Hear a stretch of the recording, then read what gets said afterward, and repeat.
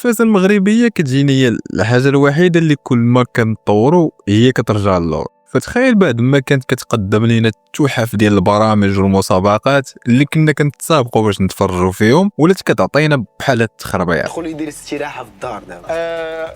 زكريا فيرا اللي كيجيب الكيل ودابا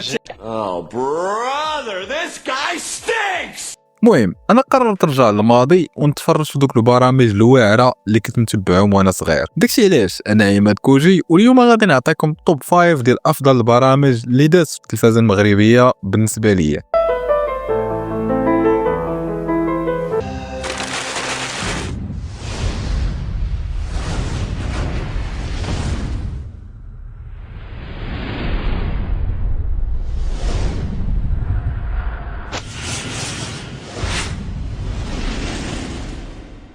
قبل ما يجي الرعب من نيتفليكس ولا من الافلام ديال هوليوود، كان الرعب عند المغاربه عنده طعم خاص. الرعب كيجي غير في التلفازه ديالو، وبرنامج واحد كيخليك شاعل الضوء حتى الصباح اللي سميتو البعد الاخر. البعد الاخر دار واحد البصمه كبيره في الذاكره ديال الجيل ديالنا، حيت كان كيتعرض في الليل على القناه الثانيه دوزيم، وكان اول تجربه تلفزيونيه مغربيه في مجال الرعب والغموض ودوك الماورائيات. البرنامج كان كيقدم قصص حقيقيه مستوحاه من الواقع المغربي، من الحكايات ديال الجن والديور الخاويه والطقوس الغريبه والاحلام المجنونه. هادشي كامل بواحد التمثيل كان بسيط، واحد الاخراج شويه كئيب، موسيقى كدير لك التبوريشه اللي كيخلي البعد الاخر مختلف. عندك الصوت والصوره اللي تيكونوا غامضين وهادئين، وكيزيدوا التوتر ديال المتابع. تصوير خافت بلا دوك المؤثرات بلا دوك لي زيفي، مجرد مشاهد عاديه. واخيرا كان التصوير في دوك المناطق المعزوله ودوك الديور الخاويه اللي كتخلع باش يزيدوا الواقعيه ديال البرنامج. من اشهر الحلقات اللي كنتذكرها انا شخصيا قصه عيشه قنديشه اللي عندها رجلين بقره واللي لحد الان مازال كتخلعني اخويا. البعد الاخر بدا تقريبا في سنه 2001، وكان من اشهر البرامج المغربيه في ذاك الوقت، وتوقف سنه 2011 بسبب الرقابه الاعلاميه وبسبب ضغط من جهات معينه باش ما تبقاش المواضيع ديال الرعب والماورائيات مفتوحه للشعب، حيت كاينين بعض الحلقات صراحه كانت كتلامس المعتقدات وكتثير شي مخاوف اجتماعيه اللي تقدر تكون حساسه. رغم ذلك في الايام اللي كان فيها البعد الاخر كنتي كتشوف الحلقه وكتبقى شاعل الضوء، خايف من غير من الصوت ديال الخطوات اللي جايه من الكوزينه، رغم انك تقدر تكون بوحدك في الدار.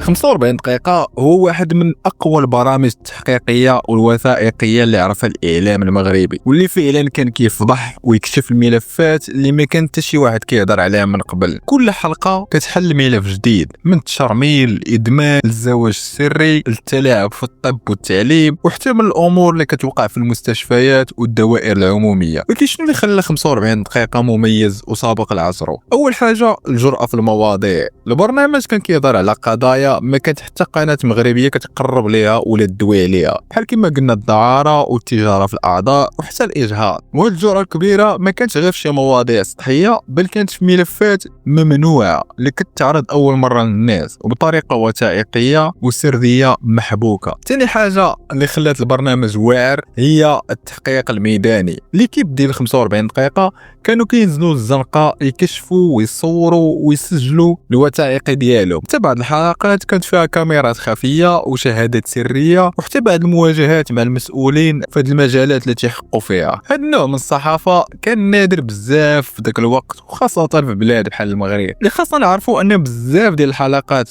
ديال 45 دقيقه خلت المجتمع يفيق، وبعض الحلقات خرجت للبرلمان وبعدها كان سبب في فتح تحقيقات رسميه. من اشهر الحلقات اللي دازت في البرنامج كاينه الحلقه ديال اطفال الشوارع، واللي كانت صادمه بزاف بحيث الصحافه نزلت للزنقه وروات واقع الاطفال اللي عايشين بلا عائله وبلا مأوى وكينعسوا في الارصفه وكيعيشوا على التسول والمخدرات. ايضا حلقه ديال التجاره في الاعضاء البشريه وحلقه الخادمات الصغيرات وزيد وزيد. برنامج 45 دقيقه بدا العرض ديالو في التلفازه المغربيه في منتصف سنوات 2000، يعني ديك 2006 بحال هكاك، وباقي لحد دابا كديروا القناه الاولى. واخا تبدل ليه الشكل وتبدلوا ليه المواضيع وتبدلوا ليه المقدمين، ولكن 45 دقيقه حتى واحد ما يقدر ينكر المكانه ديالو في عالم التحقيقات الصحفيه في المغرب.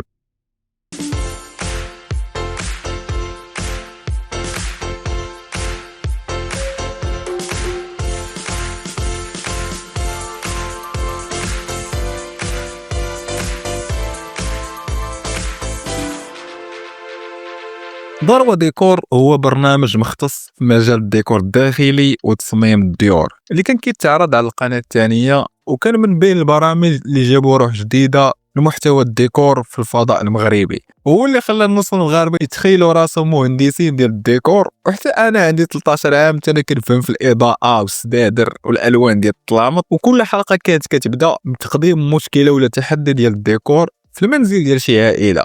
والفريق ديال البرنامج اللي كيتكون من مهندسين ديال الديكور وخبراء في التصميم كيزوروا المكان باش يفهموا المساحه والاحتياجات ديال اصحاب الدار. من بعد كيديروا خطه تصميميه متكامله، كيختاروا الالوان، كيختاروا الديكور، كيختاروا الاضاءه، كيديروا التفاصيل الصغيره اللي غتغير الجو. موراها كيوافقوا على التصميم وكيبداو مرحله التنفيذ اللي كتشمل تركيب الديكور، تركيب الاثاث، تنسيق العناصر باش يبان المكان انيق وعصري. وفي النهايه ديال الحلقه كيعرضوا النتيجه النهائيه على موالين هذيك الدار، وغالبا كيتفاعلوا بفرحه ودهشه من داك التغيير الكبير اللي كيوقع للمنزل ديالو. التصوير كان كيتم بشكل متتابع باش المشاهد يحس بالتطور ديال العمل من البدايه للنهايه، وكيتعلم شي حوايج جداد في عمليه التصميم. اللي خلى البرنامج مميز هو المقدم اسماعيل الحجازي، اللي فاش قلبت عليه لقيته اصلا لبناني الاصل وماشي مغربي وما عندوش حتى الجنسيه المغربيه. اسماعيل كان كيعرف كيفاش يبسط المفاهيم ديال التصميم والديكور باش تكون مفهومه لكل المشاهدين وحتى للناس اللي ما عندهمش معرفه كبيره في المجال. البرنامج ما كاينش تقليد الافكار الغربيه في التصميم،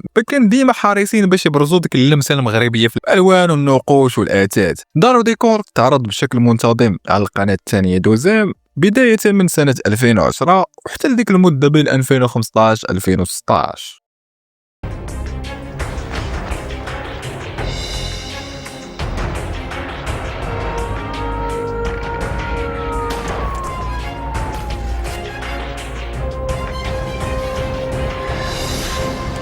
فاش كندويو على البرامج المغربيه القديمه وكنحاولوا نقلبوا على شي حاجه اصليه ما عمرها دارت، سميه وحده غادي تجي في بالك: اخطر المجرمين. البرنامج البوليسي المثير اللي كان كيدوز نهار الحد بالليل وكنا كنخافوا نتفرجوا فيه نظرا للقصص المرعبه ديال هاد المجرمين الخطيرين اللي دازوا في المغرب. اخطر المجرمين كان برنامج وثائقي تحقيقي كيركز على انه يسرد لنا قصص حقيقيه الاشهر واخطر المجرمين اللي عرفوا من المغرب. كل حلقه كتقدم لنا ملف مفصل على شي جريمه، المجرم والتحقيقات والنتائج مع شهادات الضحايا والمحققين وبعض المرات حتى شهادات المجرمين براسهم. المميز في البرنامج هي الجرأه في طرح المواضيع والتركيز على ذاك الجانب النفسي والاجتماعي ديال الجريمه وكيفاش النظام القضائي كان كيواجه هذه القضايا، والتصوير والاسلوب السردي اللي كان كيخلي المشاهد يعيش الاحداث وكانه معاهم في هذاك التحقيق، ومع تفاصيل دقيقه ولقطات من الارشيف. من بين اقوى الحلقات ديال اخطر المجرمين كانت الحلقه ديال نينجا. هذا المجرم اللي كان سميتو ما جاياش من فراغ،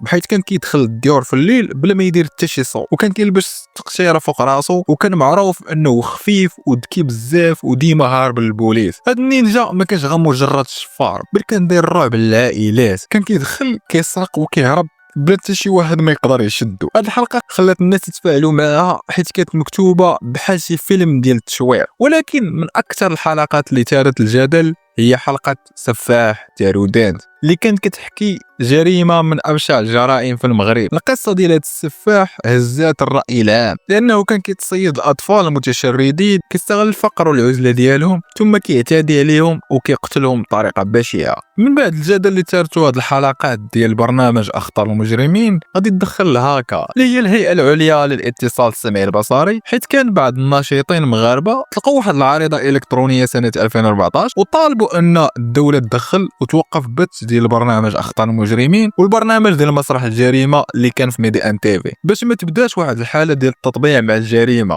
ووصفوا البرنامج على انه كيقدم المجرمين كانهم ابطال، وهذا الشيء كيؤدي بشكل او باخر الى تنميه ثقافه الجريمه والتطبيع معها.